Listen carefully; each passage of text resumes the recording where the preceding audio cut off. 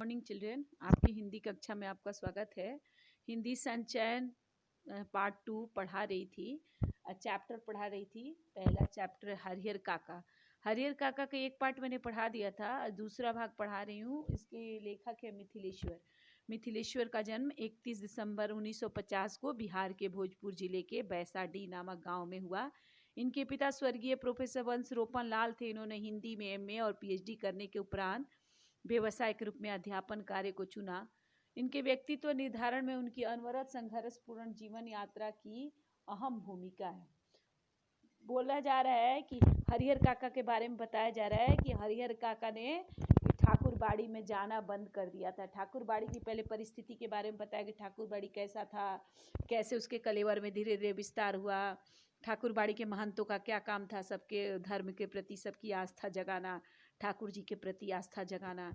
सभी लोग कृषि कार्य, गांव का मुख्य काम था कृषि कार्य। कृषि कार्य से लोग जो निवृत्त हो जाते थे, फ्री हो जाते थे, तो वो लोग क्या करते थे, जाके ठाकुर बाड़ी में अपना समय बिताते थे। उनको लगता था कि ठाकुर जी के पास जाने से उनके सारे पाप धुल जाते हैं।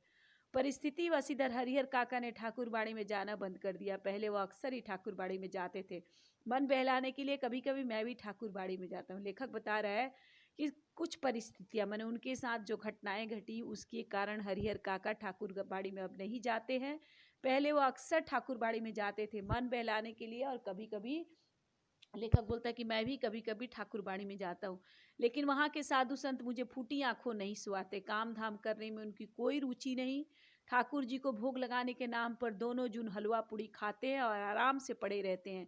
उन्हें अगर कुछ आता है तो सिर्फ बात बनाना।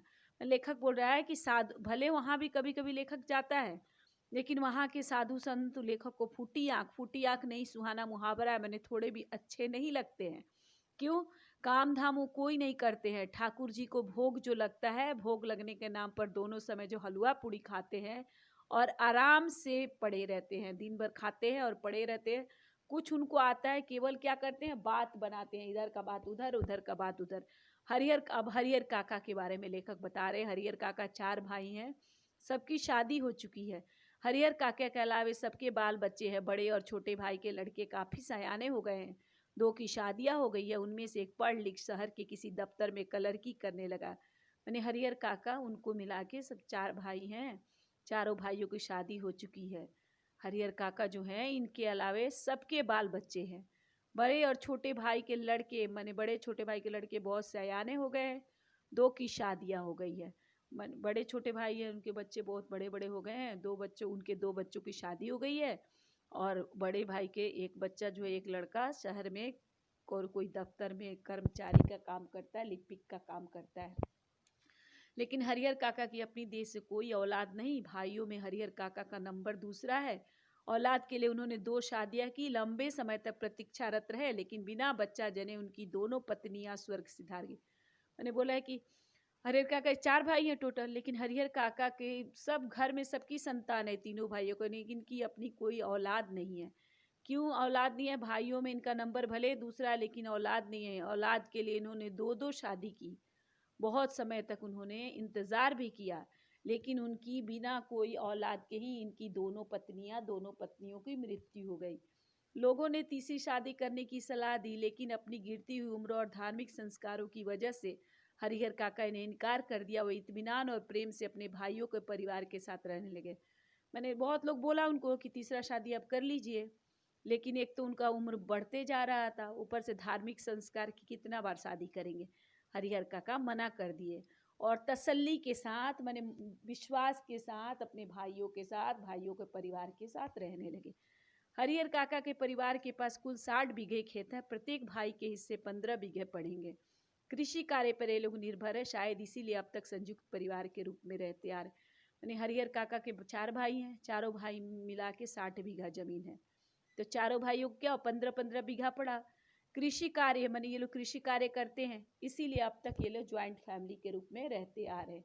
हरिहर काका के तीनों भाइयों ने अपनी पत्नियों को यह सीख दी थी कि हरिहर काका की अच्छी तरह सेवा करें, समय पर उन्हें नाश्ता खाना दे, किसी तरह की तकलीफ न हो दे। यानी हरिहर काका के तीनों भाई जो थे शादीशुदा थे, उनके बच्चे थे, बच्चों की शादियाँ हो गई थी। तीनों भाई जो है ना अपनी पत्नी को हमेशा ये सीख देते थे हमेशा बताते थे कि हरिहर काका की अच्छी तरह मैंने हरिहर काका को कोई तकलीफ नहीं होनी चाहिए, समय पर उन्हें नाश्ता कर मैंने हरिहर काका की हर तरह से ध्यान करने की सलाह राय वो अपनी पत्नियों को देते थे। कुछ दिन तक वो हरिहर काका की खोज खबर लेती रही, फिर उन्हें कौन पूछने वाला। ठहर चौका लगाकर पंखा झलते हुए अपने मर्दों को अच्छे अच्छे व्यंजन खिलाती। हरिहर काका के आगे तो बची खुची चीजें आती। कभी कभी तो हरिहर काका को रूखा सूखा खाकर ही संतोष करना पड़ता। मैंने कुछ दिन तक जब भाइयों ने कहा कि ध्यान देने को, तो कुछ दिन तक वो लोग हरिहर काका का खूब ध्यान दिया, खूब खोज खबर लिया। फिर उसके बाद उन्होंने हरिहर काका को इग्नोर करना शुरू कर दिया, उनका उपेक्षा करना शुरू कर दिया। ठहर चौका मैंने खाना लगा के खाना परोस के वो लोग पंखा जलते हुए अपने पतियों को अच्छा खाना खिलाती थी। हरिहर काका के आगे मैंने अपने पतियों को बहुत अच्छा खिला देती। हरिहर काका का जब खाने का टाइम आता तो बच्चा खुच्चा ही खाना पड़ता। हरिहर काका जो है रूखा सूखा खाकर ही संतोष करते। आगे कभी हरिहर काका की तबीयत खराब हो जाती तो मुसीबत में पड़ जाते। इतने बड़ी परिवार में रहते हुए भी कोई उन्हें पानी देने वाला तक नहीं। सभी अपने कामों में मशगूल। बच्चे या तो पढ़ लिख रहे होते या धमा चौकड़ी मचाते। मर्द खेतों में गए रहते। औरतें हाल पूछने में नहीं आती। मैंने आगे कभी भी हरिहर काका की तबीयत स्थिति, मन की स्थिति खराब हो जाती, उनकी तबीयत, उनका मन खराब हो जाता, शारीरिक कोई प्रॉब्लम हो जाता तो बहुत मुश्किल में पड़ जाते। कि भरा परा परिवार था, संयुक्त परिवार था, फिर भी उनको कोई पानी देने वाला नहीं था। सभी क्या करते, सभी अपने अपने काम में बिजी रहते थे, कोई उनके पूछने वाला नहीं था। बच्चे क्या होते थे, बच्चे पढ़ते रहते थे, इधर उधर कूद फान करते थे। अब मर्द क्या थे, मर्द खेतों में गए होते। औरतें जो है हाल पूछने तक नहीं आती। दालान के कमरे में अकेले पड़े हरिहर काका स्वयं उठकर अपनी जरूरती की पूर्ति करनी पड़ती। ऐसे वक्त अपनी पत्नियों को याद कर करके हरिहर काका की आंखें भर आती। भाइयों के परिवार के प्रति मोह भंग की शुरुआत इन्हीं क्षणों मैंने दालान के कमरे में अकेले पड़े रहते थे हरिहर काका जब बीमार होते थे। और उनको जो ज़रूरत होती थी, ज़रूरत की पूर्ति जो है, ज़रूरत जो भी ज़रूरी चीज़ उनका होता था वो खुद ही करना पड़ता था। ऐसे समय वो अपनी दोनों पत्नियों को याद करते थे और इस समय उनकी आंखें भर आती, आंसू आ जाता था। भाइयों के प्रति भाई के परिवार वाले जब से उनको इग्नोर करना शुरू कर दिया, उपेक्षा करना शुरू कर दिया, तब भाई के परिवार के प्रति मोह भंग प्रेम की धीरे धीरे प्रेम भंग होने की शुरुआत। जब उन लोग उपेक्षा उनका करने लगे तो भाई के परिवार के प्रति जो प्रेम पहले बना हुआ था वो धीरे धीरे कम होने लगा। फिर एक दिन तो विस्फोट हो गया। उस दिन हरिहर काका की सहन शक्ति जवाब दे गई। उस दिन शहर में कलरकी करने वाले भतीजे का एक दोस्त गांव आया था। उसी के आगमन के उपलक्ष्य में 2-3 तरह की सब्जी, बज के चटनी, रायता आदि। एक दिन की बात है, एक दिन बहुत अंदर उनके उबाल था, गुस्सा था। इतने दिन से जो भाइयों की पत्नियों, भाई के परिवार की गुस्सा था, वो एक दिन उनका गुस्सा बाहर निकला। उस दिन क्या हुआ, इतना दिन वो सहन कर रहे थे, बर्दाश्त कर रहे थे, वो बर्दाश्त करने की शक्ति जवाब दी गई। क्योंकि उस दिन क्या हुआ था, जो उनका भाई का बेटा क्लर्क था, उसका भतीजा, भाई का बेटा भतीजा जो क्लर्क था, शहर में क्लर्की का काम कर रहा था, उसका दोस्त गांव आया था। उसका दोस्त इन लोग के घर आया था। उस दोस्त के आने के उपलक्ष्य में, आने की खुशी में 2-3 तरह की सब्जी बना था, बचका बना था, चटनी, रायता। दोस्त के आने की खुशी में बहुत अच्छा व्यंजन बना था, बहुत अच्छा खाना बना था। बीमारी से उठे हरिहर काका का मन स्वादिष्ट भोजन के लिए बेचैन था। मनी मन उन्होंने अपने भतीजे की दोस्त की सराहना की, जिसके बहाने उन्हें अच्छी चीज़ें खाने को मिलने। बीमारी से उठे थे हरिहर काका, उनको बहुत अच्छा भोजन करने को मन कर रहा था। मन ही मन भतीजे के दोस्त का उस पर प्रशंसा करने लगे कि जिनके बहाने उन्हें अच्छी चीज़ खाने को मिलने वाली थी। भतीजे के दोस्त आया था इसलिए उन्हें अच्छी चीज़ खाने को मिलती। लेकिन बातें बिल्कुल विपरीत हुई। सबों ने खाना खा लिया, उनको कोई पूछने तक नहीं आया। उनके 3 भाई खाना खाकर खलियान में चले गए। दौनी हो रही थी। वे इस बात के प्रति निश्चिंत थे कि हरिहर काका को तो पहले ही खिला दिया गया होगा। बात एकदम उल्टा हुआ। सब लोग खाना खा लिए, उनको कोई पूछने वाला नहीं था। उनके 3 भाई जो थे, तीनों भाई खाना खाकर खलिहान में, खेत का खलिहान जो था, जहाँ दौनी करके रखा जाता है अनाज को, वहाँ चले गए। इस बात के प्रति वो भी बेफिक्र थे। उनको लग रहा था कि उनकी पत्नियां उनके भाई को अच्छी तरह खिला दिया होगा, इसलिए उन्होंने पूछा तक नहीं। उनको ये उम्मीद थी कि उनके भाई को खाना खिला दिया गया होगा, इसलिए वो अच्छा अच्छा व्यंजन खा के वो खलिहान की तरफ चल गए। अंत में हरिहर काका ने स्वयं दालान के कमरे से निकल हवेली में प्रवेश किया। तब उनके छोटे भाई की पत्नी ने रूखा सूखा खाना लाकर उनके सामने परोस दिया, भात माड़ और अचार।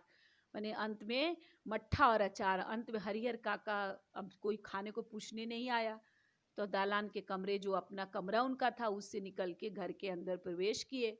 घर के अंदर आए तो छोटे भाई की पत्नी रूखा सूखा खाना लाकर उनके सामने दे दिया। जो खाना क्या था? भात माड़ और अचार था।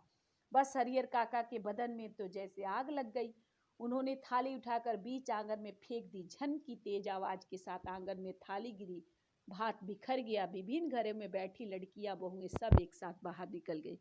मैंने हरिहर काका को तो गुस्सा आ गया, क्योंकि इतने बढ़िया बढ़िया व्यंजन बनने के बावजूद उन्हें भात माड़ और अचार मिला, भात मट्ठा और अचार।